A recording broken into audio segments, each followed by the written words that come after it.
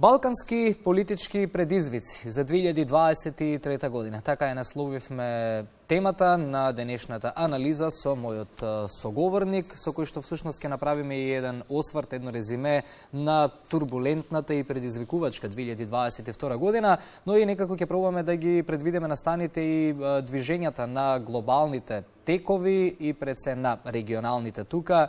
Кај нас, заедно со мојот соговорник Иво Ранџеловиќ, магистар по корпоративна политика и демократија од Универзитетскиот коледж во Лондон. Иво, добро утро, среќни празници. Добро утро, благодарам за поканата, среќни празници на сите оние кои слават. Минатата година имавме можност во неколку пати преку твои гостувања да направиме анализи на одредени геополитички случувања. Така да сега би сакал во овој разговор да ги опфатиме сите тие теми, да направиме едно резиме. Би се согласил ли со мене дека имавме турбулентна 2022 година, не само регионално, туку воопшто светски, глобално? Пред се сметам дека и на глобален план испадна оваа година. Така едноставно светот е во моментот во една транзиција, што би се рекло, многу ми навела дека тоа е од некоја униполарност или американскиот хегемон кон некаква мултиполарност. Испадна дека и 2022 година, барем на светски план, е некаков судрик помеѓу автократски режими и демократии. Ќе видиме дали тоа ќе не очекува и во 2023 година, но да, се на се многу интересни нешта во изминатава година. За жал, повеќето од нив и не така убави, ако може така да кажем. Така. Ајде прво почнуваме од домашен терен, ќе биде предизвикувачка и за нашата земја 2023 година. Еве само 12 дена од почетокот на новата година и веќе тема број 1 се уставните измени, тема број 2 е борбата со корупцијата. Вчера имавме можност да ја проследиме и посетата на високиот советник на американскиот Стейт Департмент Дерек Шоле во Македонија. Па и да би сакал една твоја анализа пред се за ова 2023 година, посетата вчера на советникот, уставните измени, најава за борба со корупција. Токму така. Јас во оваа хиерархија најпрво би ја ставил корупцијата, бидејќи сметам дека директно го тангира секојдневието на еден човек. Би ги искоментирал нели оние пресуди на поранешни политички функционери, значи сето тоа треба да се стави во една стратешка цел, во еден императив на кој и да е владата оваа година и некако да се справи, да се сузбие барем на едно друго ниво да се стави таа корупција, бидејќи таа корупција едноставно го нарушува секојдневието на човекот, го нарушува системот и таа хармонија во која живееме во однос на политиката. Сметам дека уставните измени од политиколошка гледна точка, према од научна или теоретска мисла, во моментов е нерационално веќе да опонираме, откако сме го прифатиле францускиот предлог. Коректно е да збориме за тоа дали францускиот предлог е добар или не. Меѓутоа, откако сме го прифатиле, ние сме се обврзале на такво нешто и доколку истото не го направиме, ние самите за себе стануваме пречка на евроинтегративниот пат. Значи, без разлика во моментов дали тие уставни измени се оправдани или не политички, ние сме се обврзале и сметам дека би требало да ги направиме. При тоа, убаво би било тоа да дојде со еден поширок консенсус, да се даде едно заедништво, еден сигнал дека ние како држава сме спремни или да преговараме и дека имаме целокупната поддршка. Дали тоа ќе се случи во овој владин состав или ќе се случат некакви предвремени избори, ќе видиме токму годинава, меѓутоа за овие измени имаме и нели рок да ги спроведеме, со тоа би се формализирал почетокот на преговорите со Европската унија. Сметам дека тоа треба да се направи час поскоро и да се посветиме на некои други проблеми. За мене лично сметам дека оваа држава и било која влада би требало да почнува да ги адресира суштинските проблеми на човекот. Значи високи цени, животен стандард, загадување. Тие теми се навистина многу поважни во суштината на едно достоинствено живење на човекот, отколку дали едни бугари или не знам кои све народи ќе влезат во нашиот устав, кои не ги подценувам, не ги ставам под тепих, меѓутоа тоа се за мене тоа се проблеми, не се суштинските проблеми, луксузни проблеми за едно општество. Ние прво би требало да ги решиме основните, па на таков луксус да се преселиме. Во однос на посетата на господинот Шоле, сметам дека неговата улога на доаѓањето во Македонија па и во регионот е пред се да го опипа теренот за она што се случува тука, за да представи придонесе еден извештај во Стейт Департментот. Не сметам дека тука е дојден со некакви директиви и некаков конкретен план за што да се прави. Значи една консолидација на односите Белград-Приштина, едно опипавање на теренот помеѓу Софија и Скопје, Босна и Херцеговина да не се преточи кризата.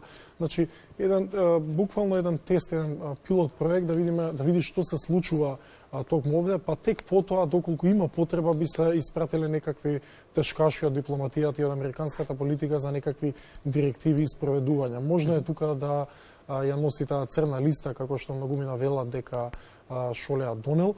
Во политичка или во државничка смисла, да, тоа значи нешто, меѓутоа за општеството и конкретно за народот во Македонија тоа не би значило ништо, бидејќи било кој да се најде на таа црна листа, тоа нема никакви ингеренции во функционирањето на македонскиот државен апарат. Дури ја сметам дека и тешко која партија би можела тоа политички да го искористи. Народот е отрпнат веќе од такви осуди на луѓе во било која форма, дали е тоа црна листа, па дури и судски пресуди, како што можеме да видиме. Така што во тој дел сметам дека нема многу да се промени неговото доаѓање.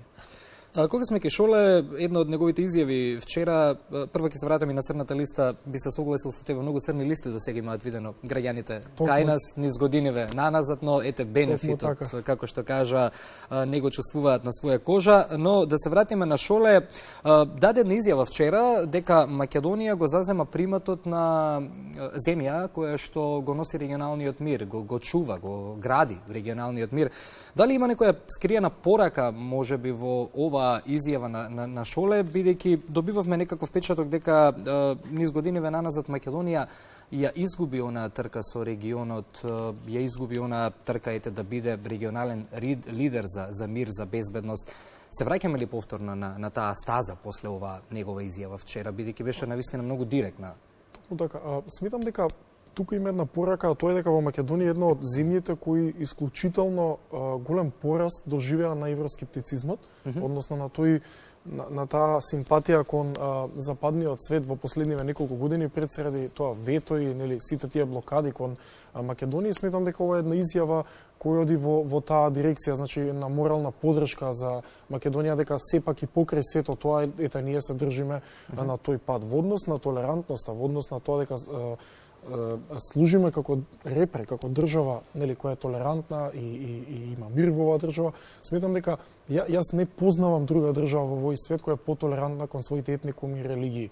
Буквално, лично сум прошедал доста држави од овој свет и сметам дека Македонија досега не сум видел вакво нешто. Да не кажам дека тука кој што сака прави, меѓутоа навистина било кој етникум тука или религиозна припадност ужива огромни привилегии и права. Ова го кажувам во позитивна смисла, се разбира.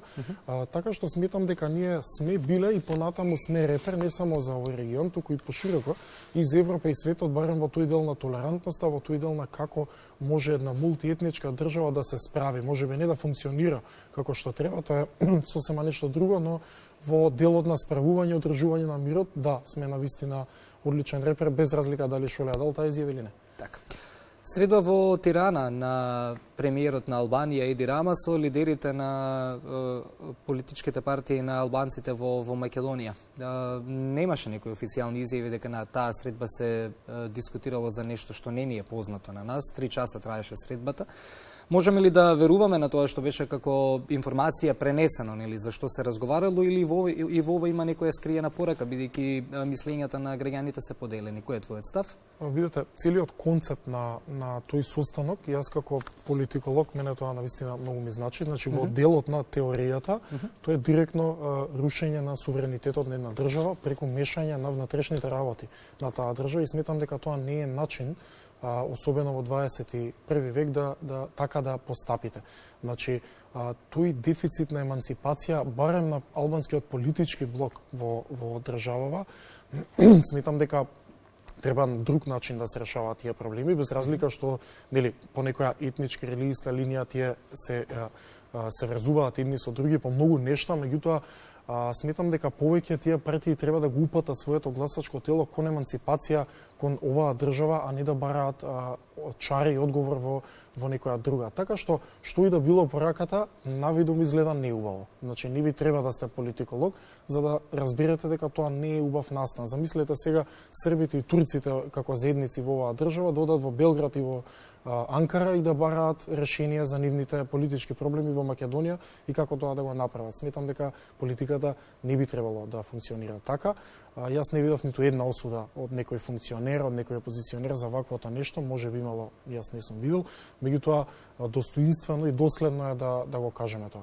Да, излегува чинам дека потпорулот на ВМРО ДПМН излезе вчера со став или пред 2 дена беше, но знам знаете дека како меѓутоа сите тие партии кога ќе дојдат на власт, овие средби се случуваат и повторно таа некоја опозиција ги осудува, значи тука гледам повеќе политичко поентирање отколку некоја мисловна мисловна идеја, така што сепак јас сметам дека тоа треба да се осуди и не само да се осуди со зборови, него да се делува, односно да се прекине веќе таквото действување. И да завршиме на домашен терен, Ива, со уште едно прашање, дали си оптимист во однос на корупцијата? Некако гледаме дека од ден, не од месец на месец, од година во година, туку од ден во ден, како го гриза системот. Некако американскиот тим истражители кој што дојде, даде надеж, даде ветер во грб на голем дел од граѓаните дека ќе помогнат во решавање на овој проблем. Дали си оптимист дека можеме како земја да се справиме со овој голем проблем? Не ако немаме само ние, нели? Не сум оптимист, да, корупција е глобален феномен, меѓутоа корупцијата кај нас за жал многумина сметаа дека оди од политиката па надоле. Јас не мислам така, сметам дека од најнискиот ешалон на општеството па нагоре корупцијата е влезена во сршта, односно станува дел од културата преку менталниот склоп, така што да се справите со корупцијата не ви треба ниту некој однадвор, ниту некој однатре, ви треба самите со себе да се соочите, значи да погледнеме корупцијата во очи, бидејќи нашиот систем е таков да ја храни таа корупција. Едноставно, поголем дел од населението, поголем дел од политиката, од бизнис секторот, неизбежно е да влезе во корупцијата за да обстане во системот. Така што сметам дека тоа е една покомплексна приказна и дека нема да се реши со доаѓање на еден тим од Америка и може од надвор планетава тим да дојде, тешко дека ќе го реши. Сметам дека тоа е нешто со што ние самите треба да се справиме, да погледнеме корупцијата во очи и да барем да се обидеме да ја намалиме. Многу земји, многу поразвиени општества од нас имаат сериозна корупција и со векови не може да се справат со истата.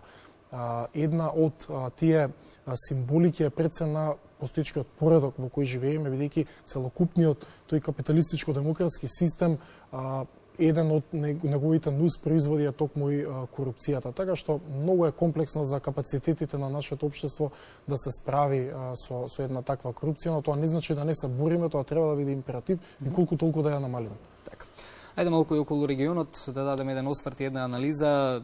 При крајот на 2022 година имаше драматични ситуации во Косово, во односите меѓу Србија и Косово, па ајде да почнеме од тука. 2023 година можеме ли да очекуваме разрешница, односно договор помеѓу двете земји? Па знаете како, секој спор, па така и оние воени, а не па овој се решаваат на маса. Значи се седнува и се разговара. Сметам дека во овој момент многу е тешко со однос на поставеноста на политичките елити од двете страни да се дојде до некаков договор. Пред се тоа може да го кажеме за официјална Приштина која има премиер кој пркоси на Соединетите Американски држави, на целата меѓународна заедница, која по друга страна е гарант на постоењето на Косово во било која форма на нејзината државност. Така што сметам дека со овој состав многу тешко.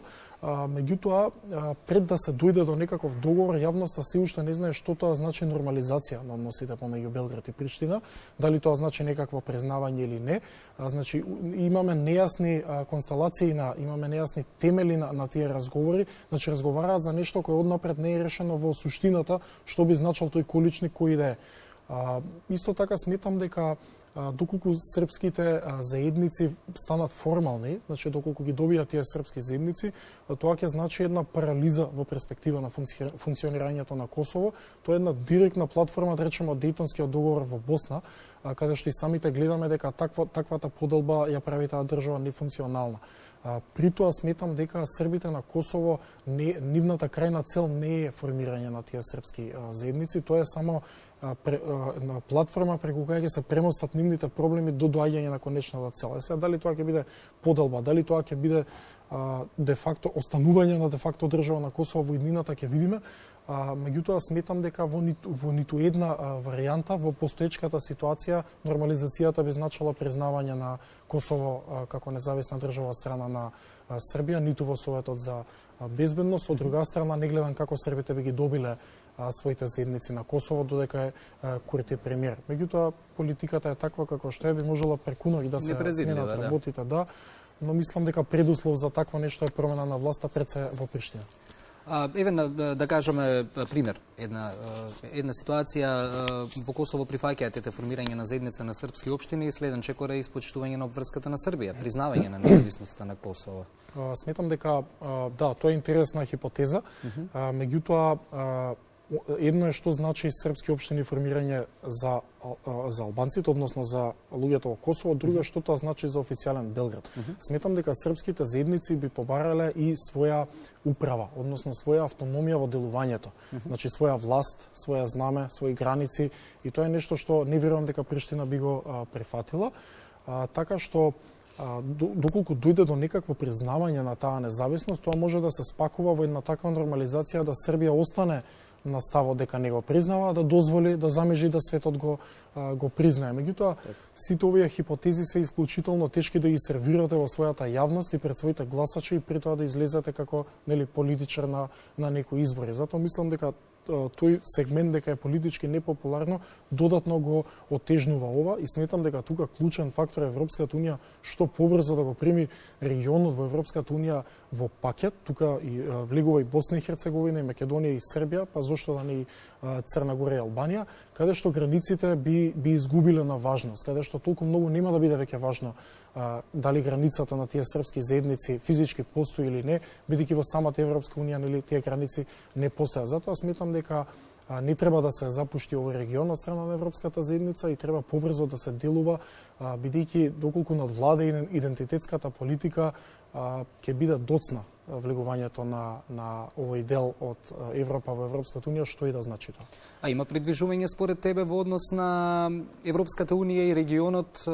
Гледаме, нели, и при крајот од 2022 година некако се интензивира и посетите, се интензивира самити и така натаму. Дали тоа се некакви сигнали дека еве ова што го зборувавме досега може да замине во позитивна насока и изводливо ли е сите земји? Еве Босна доби кандидатски статус при крајот од 2022 година, меѓутоа изводливо ли е како пакет да влезат сите земји? Дали тоа би го пролонгирало процесот за Србија, Црна Гора, за Македонија, за Албанија, например, доколку се чекаат Босна, Косово?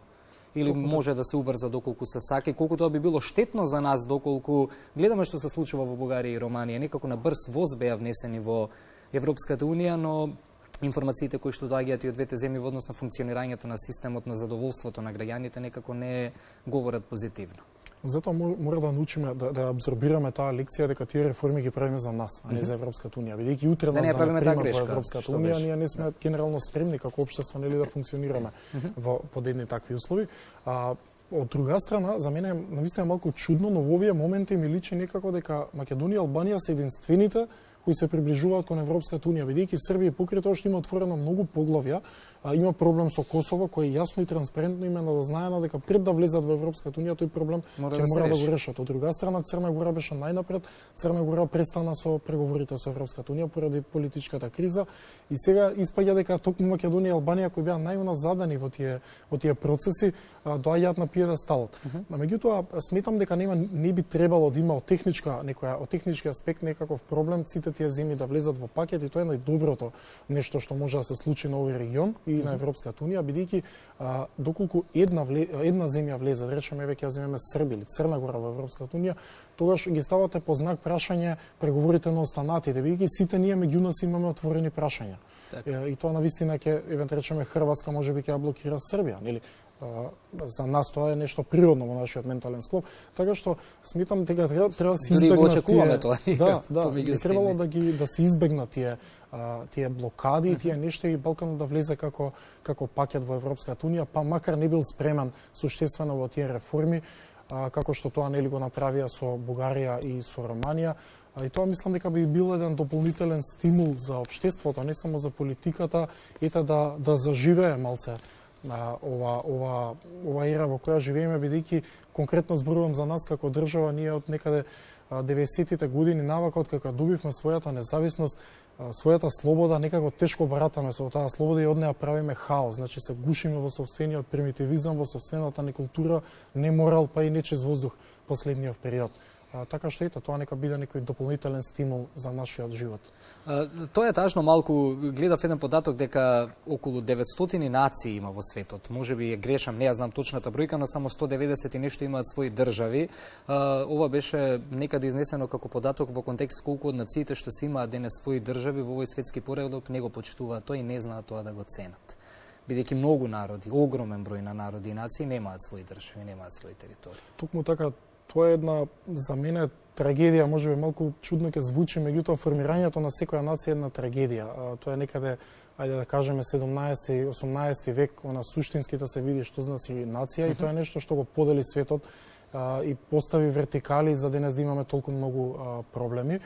Не би требало да се врзуваме толку многу за тие нации, во ред да ги почитуваме нашите традиции, нели, се она што не врзува за нашата култура, меѓутоа тие физички граници, па макар и вербално кога ги кажуваме 900 нации, е само семе да се создадат нови проблеми. Мислам дека светот се соочува со проблеми кои не би можеле да ги реши една, 5 или 10 нации, туку би морале да ги решаваме заеднички. Значи, ја доведуваме во прашање и планетата Земја, и условите за живење, и толку сме веќе поврзани меѓу нас да незамисливо е да ги решавате проблеми како една нација без да зависите од друга. И денес сме сведоци, војната во Украина направи глад во Африка. Значи, да, се е поврзано, разбирате, дуреви и кај нас и тие инфлации и така натаму. Еден вирус што се случи како што е ковидов, па видовме дека ниту една нација не може да го спречи. Затоа за мене сите нации се халуцинации до некаде. Иво, и при крај Република Српска. И таму има, и во Босна и Херцеговина има некои турбуленции, некои предвижувања. Видовме, чинам сега беше пред неколку дена, што се случи во однос на, чинам дека Додик додели некое признание на рускиот претседател. Така беше, повторно ја раздрма европската и американската јавност. Кои се твоите прогнози, што таму ќе се случува, ќе остане ли мирно, можеме ли да очекуваме некои проблеми? Јас мислам дека ситуацијата во Република Српска е директно зависна од ситуацијата на Косово. Значи, сметам дека српската политика се ориентира официјален Белград по тоа што ќе се случи во Косово за како да делува во Република Српска. Во моментов српската агенда, ајде така да кажеме, се држи за нели за Дејтонскиот договор. Дејтонскиот договор кој е нели производ на Западот, пред на Соединетите американски држави, испадна жртва на својот успех, бидејќи ја парализираше таа држава, од друга страна се ја сервирале на тие три народности во Босна, оние прифатили и сега се држат за истата, барем српскиот дел. Така што сметам дека тоа е една карта скриена во джебот на официјален Белград, за кој се чека судбината на официјална Приштина, па во некоја форма тоа да служи како нели како пример, како пандан на она што би се случувало во Босна. Не мислам дека набрзо би се преточила кризата во Украина таму, не иде тоа така лесно, прво не исплатливо, второ треба да имате некаква цел за тоа, трето Србија е на пат кон Европската унија, истото може да кажем и за Босна како барем како формален кандидат, така што во однос на тој дел не сметам дека ќе дојде до некоја поголема криза, меѓутоа не верувам ни дека ќе спласне и дека Република Српска ќе се откаже од оние ингеренции кои веќе ги има и кон оние идеи кон кои цели, бидејќи да убиете човек е возможна, ама идеја малтене не. Така. И сосема за крај, Иво, копијата тука на Балканот се кршат помеѓу Истокот и Западот. 2023 година ќе бидат ли балканските народи малку мирни и во оваа глобална војна или? Па знаете како, ние сме мирни, но за нас мирот не представува достоинствен живот. Без разлика што ние го имаме мирот, ние немаме некои основни нели елементи, основни форми на животот кои би требале да ги имаме како општество, кој е крив за тоа може да дебатираме нели со денови. Меѓутоа сепак би рекол дека една голема цел е да имате мир и Балканот треба да стреми кон тоа да го зачува, бидејќи тоа е нешто непроценливо и за мене незамисливо, барем на континентот на Европа во 21. век. Сметам дека сме доведени како општество на едно ниво да ги решаваме проблемите на еден сосема друг начин и сум среќен за тоа. Така. Благодарам многу за гостувањето и за оваа анализа. Во интерес на времето тука ќе го одјавам разговорот околу останатите глобални текови, Русија, Украина, се гледаме наскоро повторно во Македонија. Ви благодарам за поканата и се надевам дека ќе имаме прилика да зборуваме за поубави теми, нели? Да, се надевам, да, како што ќе водат и работите во нашата земја подобро и во однос на преговорите со Европската унија и слично и со реформите и со тие приоритети, се надевам дека наскоро ќе почнеме за тие работи да дебатираме за да како јавност придонесеме кон заеднички подобро општество. Благодарам за гостувањето. Благодарам уште еднаш.